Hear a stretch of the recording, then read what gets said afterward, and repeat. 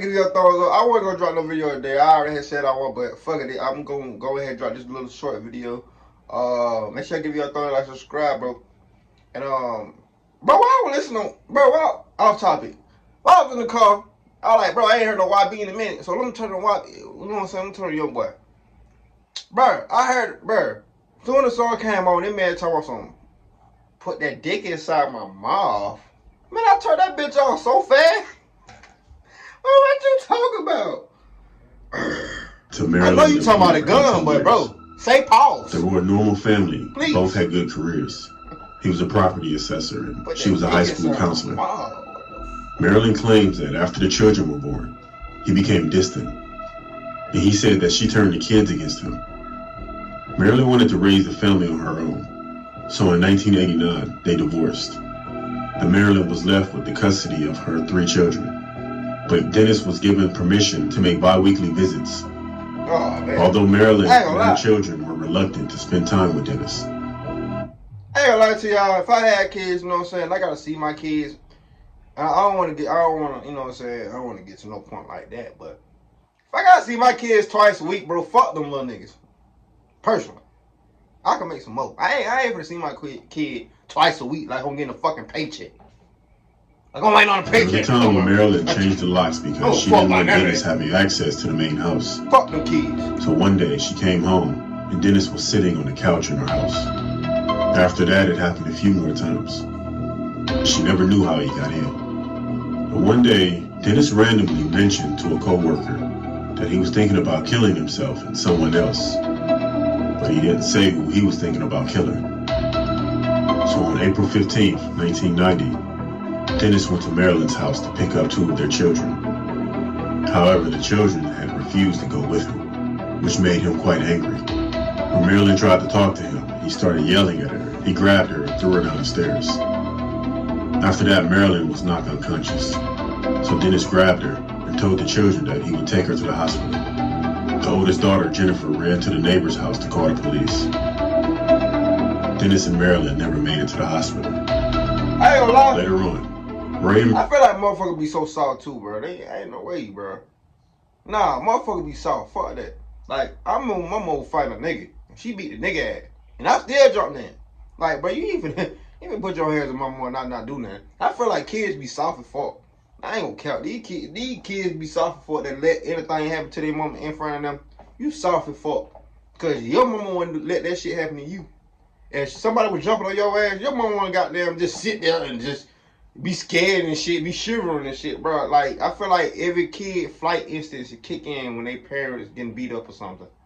Like, nigga, I remember my mom fighting 2 niggas. I jumped there both times, nigga. One time with a bat and one time with something else. You feel me? With a goddamn, what that shit called? One of them not golf racks. One of them motherfucking tennis rackets. I used to have a tennis racket.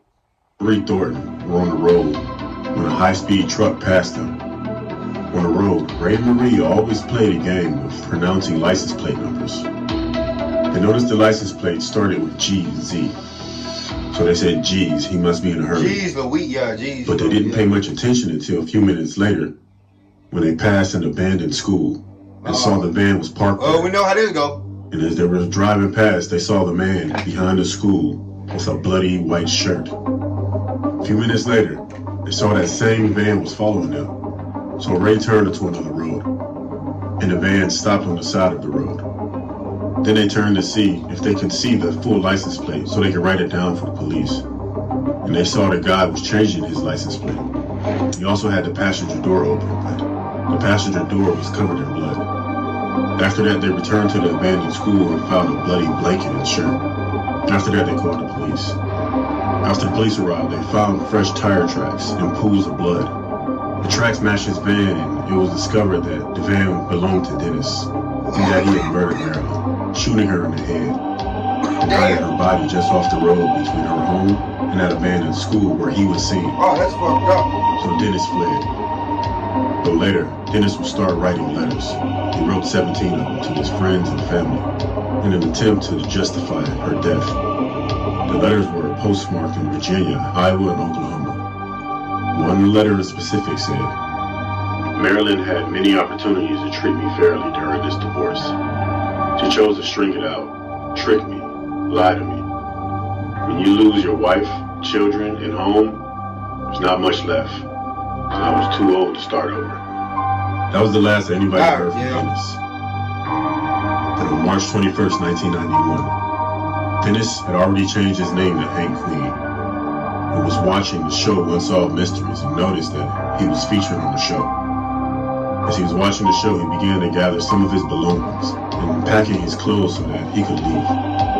When doing so, his girlfriend Mary got home from work and she walked in. As she walked in, he asked her to make him a sandwich for the road. So he kept her in the kitchen while he continued to watch the show and continued to pack his belongings. His girlfriend said that he left it in a hurry and told her that he had to visit his mother who was sick. Later, a friend of Mary's gave the license plate number of Dennis's van to the police because she saw Dennis in Unsolved Mysteries. Hey, this a move, right? After a few hours, it might be an old movie. I ain't never seen this shit before. Y'all let me know. If y'all know the name of the movie, y'all let me know. I'll probably find it. I watch old movies. I ain't gonna lie. I watch old movies like this. I ain't gonna cap. Like movies that came out in the 80s or early 90s, mid 90s and shit like that. Like horror movies or thriller movies like that. Like I watch it. I ain't gonna cap to y'all. Action movies. I watch all that shit. I ain't gonna lie. This was found to be in Louisiana, crossing the border into Mississippi. All that is good. The police started a chase. As the police pursued Dennis, they shot out his back tires. Dennis then stopped the van, shot at the police, then finally turning the gun on himself. After that, nothing came of what happened. This was the true story behind the movie Jeepers Creepers. Damn, R.I.P. to his wife though, bro.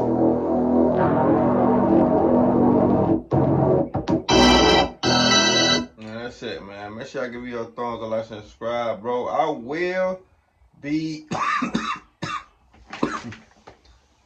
will be posting videos every single day of the week this week. Probably y'all gonna get, I'm gonna say Wednesday. I ain't gonna say tomorrow because I ain't gonna lie to y'all like that.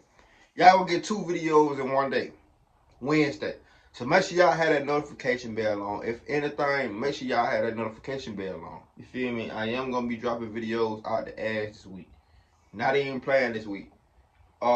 See you when I see y'all. Love y'all. Let's ride, man. Y'all be safe.